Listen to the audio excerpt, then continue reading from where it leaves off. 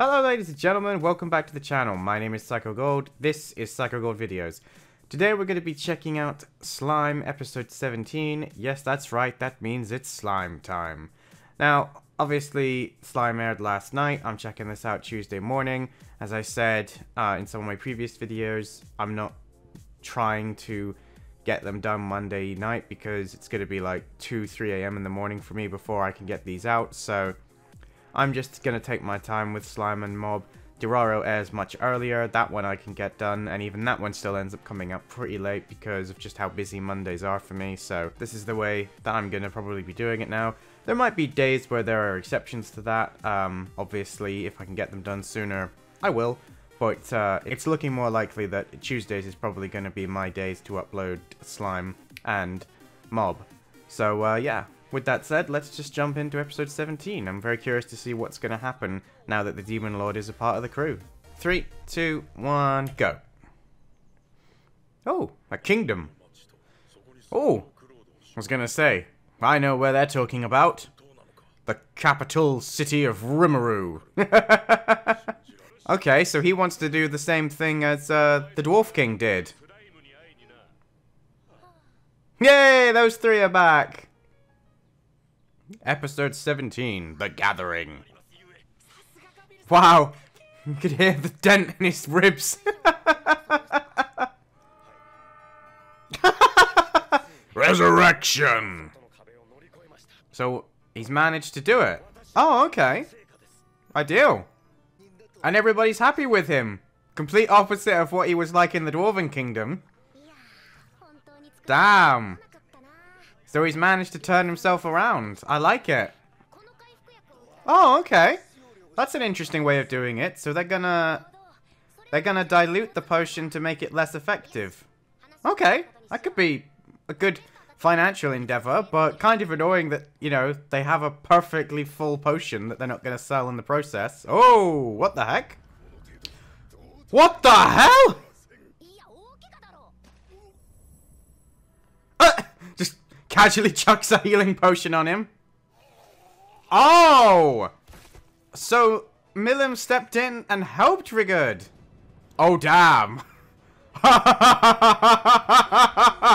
Yeah. I wouldn't have done that if I were you, mate. Mm-mm. To my bestie subordinate. No, in that instance, I agree with Milim. That is the appropriate response.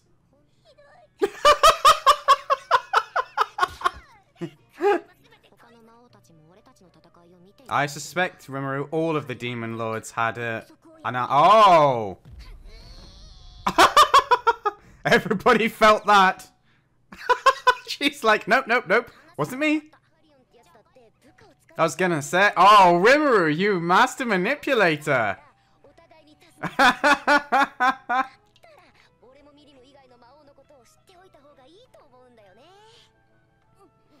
Oh, Milim's like, wait, hang on, what? I don't think she's as easy as you think she is. There's a more adult mind playing underneath her physical form. We just saw it then when she was like, Carrion betrayed his word to me. I'll bet money that some of this is an act. I didn't notice it before, but now I do. Now that I'm thinking about it, deliberately sounding more kid-like when she's with Rimuru, but when she was with the other Demon Lords, her voice was deeper, more adult. And when she just had that internal thought, it was a completely different tone. What's that sound? Is it those giant ants we've seen in previous episodes? I have a stick with a circle on the end of it. Oh, okay. They've actually got a pretty good formation and a team. I like it. I was gonna say, every time we find you in fighting these monsters. Go, Gobta! You're for dinner today.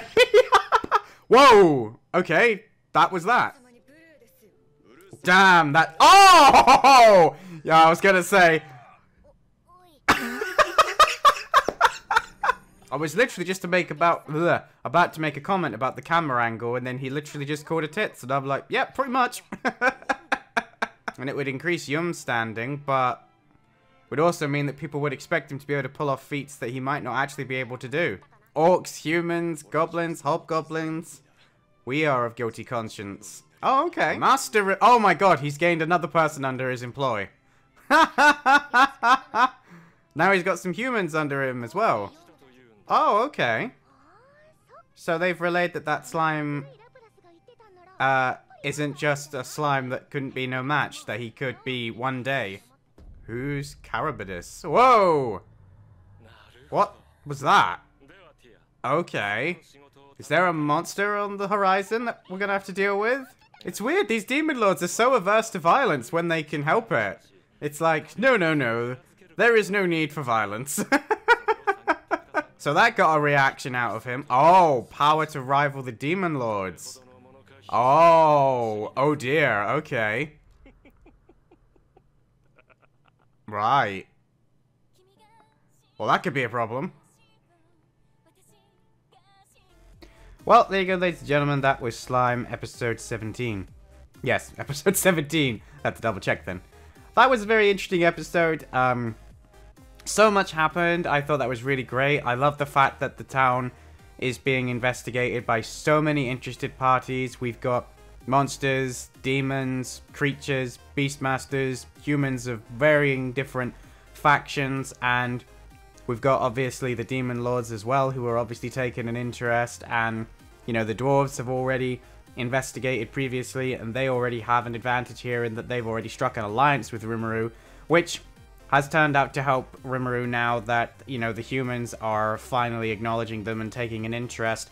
I do find it interesting that the way that Fuse was acting when he was sat at the table. I thought he would be less open with his emotions and the way he was responding. I thought he would be quite guarded and not let anything show, because I expected him to be a little bit more powerful than he actually was.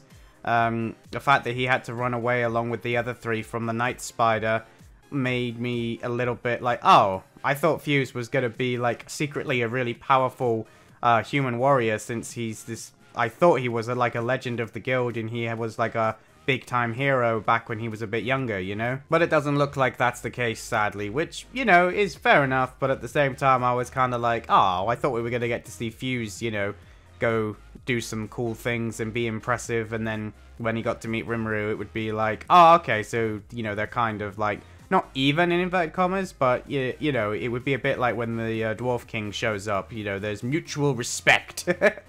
I also really like Milim in this episode. I thought her outburst was entirely justified, and, you know, the fact that she defended Rigard, I'm sure that's not why she did it, but, you know, the fact that they insulted her and insulted Rimuru, and she was like, how dare you attack one of my Bestie's subordinates.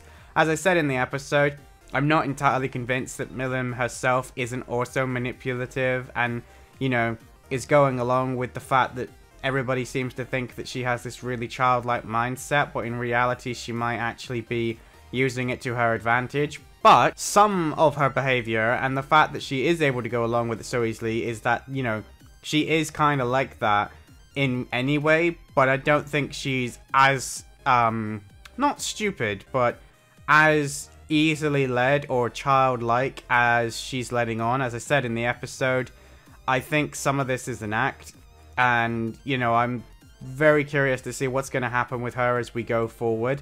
Clearly, I think a part of her does enjoy the aspect of having like a bestie or having something more interesting to do than just sit around being a demon lord and just waiting for tough people to fight or ordering monsters around to do things, because I do think Rimuru was right on the money with the idea that Milim was bored, and that's one of the reasons why Milim turned up there. And now that she's there and she's seeing what Rimuru's doing, I just think that she's enjoying having a break from her monotony, and, you know, the routine of being a demon lord has been massively broken up by just kind of being somebody who lives in this town. Like, you know, it's almost like a vacation for her, which I think is quite funny when you think about it that way. But I thought that was absolutely hilarious that Rimuru kept threatening to take her lunch, and then she was just sat in the corner of the room munching away on her sandwich like she was an actual kid. Not even at the grown-ups table, just sat off in the corner, and every time one of Carrion's underlings looked like they were going to get out of line, you could just see this aura growing in the corner, and everyone was like,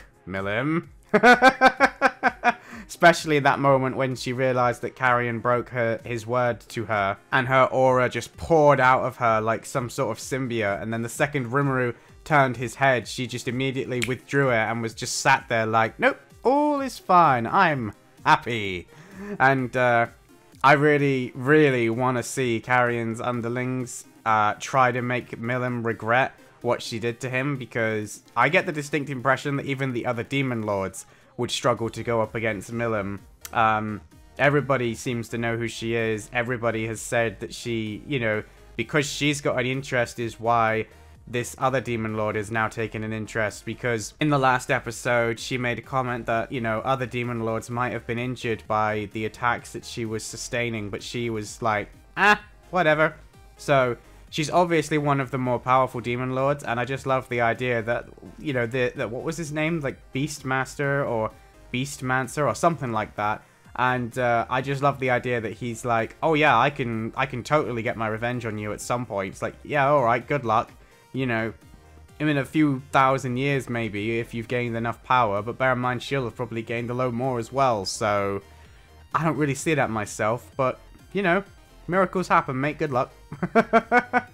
I also really like the way that they've got like a direct line of communication to the dwarves through that communication crystal that Vaza's got, or Vestra, not Vaza, Vestra, isn't it? Yeah, the fact that he was able to vouch for the fact that they are in an alliance with, you know, Dwargon, and the fact that they do have some dwarves running around that they can, you know, quite easily go and talk to is pretty advantageous when they want to deal with human kingdoms, which is obviously what happened in this episode. You know, both Fuse and Yume were kind of like, but the fact that they can just openly walk around, see everybody working together, having a good time, just enjoying themselves, is actually kind of refreshing, because we haven't seen that for a while either. Like, they've done their laboring work, they've, you know, built this town, they've really upgraded it from how it started, and it just looks so cool, man. It's like, how much does it cost to live in this place, man? You know, how do we get in on this action? You got so many different races just choosing to exist together, and so far we haven't had any real friction between any of the races, because they all are united by the fact that they serve Rimuru, and it's kind of interesting to see the fact that, you know, any kind of issues that the races might normally have cohesing together seems to be solved by the fact that they all are there for the same reason.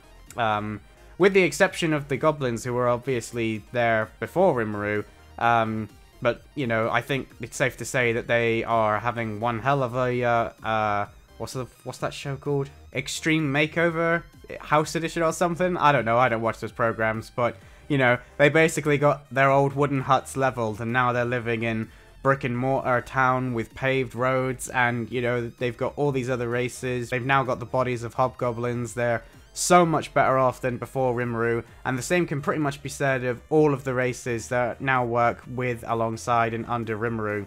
And it's just such a well-knit community. It's so excellently organized that everybody has a position, everybody knows what they've got to do to function in Rimuru's society. And as I said in one of the episodes, and ironically DeeBeeGeek said the same thing at the exact same point in said episode, which is that Syiance is pretty good, the Kingdom of Nazarick is such a cool place, fictionally speaking, but maybe not in terms of power. I think it's safe to say Syiance still holds that gauntlet. But if we're talking leadership skills, if we're talking ability to get things done and make things happen, Syiance, he ain't even there anymore, man.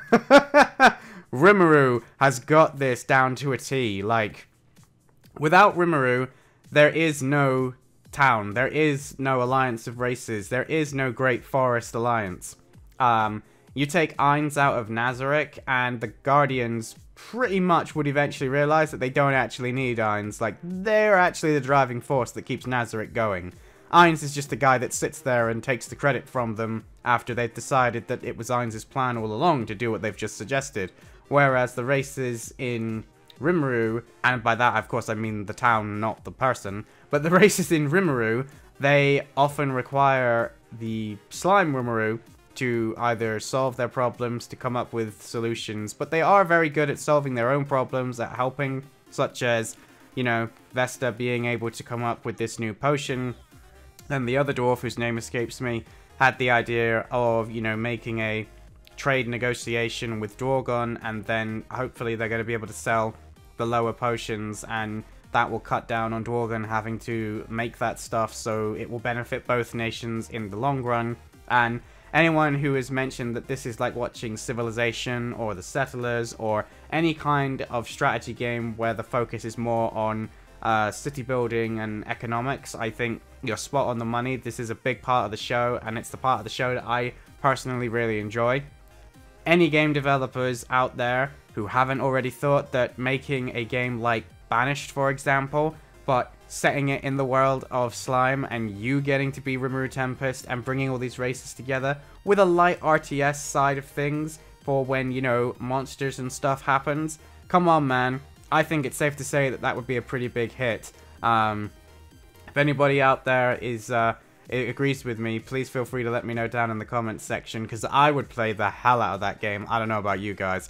Anyway, that's going to be it for this episode. I thoroughly enjoyed it. There's so many good things happening in Slime. Somebody else said to me that they feel like they're rushing things from the manga. Maybe that's true. I don't know, because that's one of the advantages of being anime only, is stuff doesn't feel that rushed to me unless it's like proper rushed. To me, it feels like it's going at an okay pace. One day I will probably get around to reading the manga because of how much I do enjoy Slime, but I prefer light novels to manga, I'll be entirely honest. I do have some manga to read, and I've read a few pages of it and never gone back to it. I'm not really that big a manga reader. I like light novels, I like novels, and I like graphic novels, but there's something about manga that just doesn't click with me. But you never know, I might give it my manga another go and we'll see how it goes. And with that said, if you enjoyed today's video, don't forget to give it a thumbs up, please. As always, leave your comments, let me know what you thought about this episode, and if you like the sound of a game inspired by Slime Time. If you're new around here, don't forget to click that subscribe button, ring the bell to allegedly stay notified, and as always, my dudes, I am Psycho Gold, and I will see you in my next video. Psycho Gold, out.